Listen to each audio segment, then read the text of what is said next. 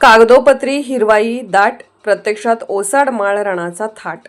बोलवाड जैवविविधता उद्यानाचा भंगार कारभार. कुठे आहे बोलवाड? पर्यटक उद्यान शोधत आहेत. आता कुणाला सलाम करायचा? सांगली जिल्ह्यातील मिरज शहरापासून अवघ्या 5 किलोमीटर अंतरावर असलेल्या बोलवाड गावातील 25 एकर क्षेत्रफळावर उभारण्यात आलेले स्वर्गीय उत्तमराव पाटील जैवविविधता उद्यान सध्या प्रशासनाच्या निष्काळजीपणाचे जिवंत उदाहरण ठरत आहे.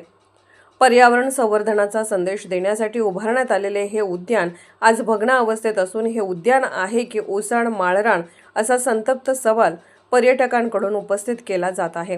सन 2015 मध्ये सामाजिक वनीकरण विभागामार्फत शासन निर्णय क्रमांक अंदाज 2015 प्रकरण 36 फ मुंबई 32 अंतर्गत राज्यातील 68 गावांमध्ये प्रत्येकी 2 जैवविविधता उद्याने उभारण्याचा महत्त्वाकांक्षी कार्यक्रम जाहीर करण्यात आला होता. त्या अंतर्गत सांगली जिल्ह्यातील बोलवाड तालुका मिरज आणि खंबाळे तालुका खानापूर या गावांची निवड झाली. बोलवाड येथे सुमारे 3 कोटी रुपयांचा निधी मंजूर झाला. त्यापैकी 80 लाख रुपये खर्च झाल्याची अधिकृत नोंद आहे. मात्र या खर्चाचा प्रत्यक्ष लाभ कुठे दिसतो हा मुख्य प्रश्न आहे. उद्यानामध्ये आकर्षक प्रवेशद्वार, निसर्ग पाऊलवाटा, नक्षत्रवन, औषधी वनस्पती उद्यान, स्मृतिवन, बांबूवन, फळबाग, बाल उद्यान, ज्येष्ठ नागरिकांसाठी जॉगिंग ट्रॅक, ठिबक सिंचन व्यवस्था, माहिती केंद्र, वनतळे आदी सुविधा उभारण्याचा आराखडा होता. सुमारे 3000 वृक्षांची लागवड केल्याचे कागदोपत्री नमूद आहे. जांभूळ, आवळा, फणस, पळस, नीलकरंज, बकुळ, शिसव यासह विविध दुर्मिळ वनस्पतींचा समावेश असल्याचे दाखवण्यात आले आहे. मात्र सध्याच्या स्थितीत या 25 एकर परिसरात झाडांची निगा, पाणी पुरवठा, देखभाल, दुरुस्ती याचा लवलेशही दिसत नाही. बाल उद्यानातील खेळणी तुटलेली, माहिती फलक गंजलेले, प्रवेशद्वार उद्ध्वस्त आणि परिसरात गवताचा अतिरेक अशी परिस्थिती आहे.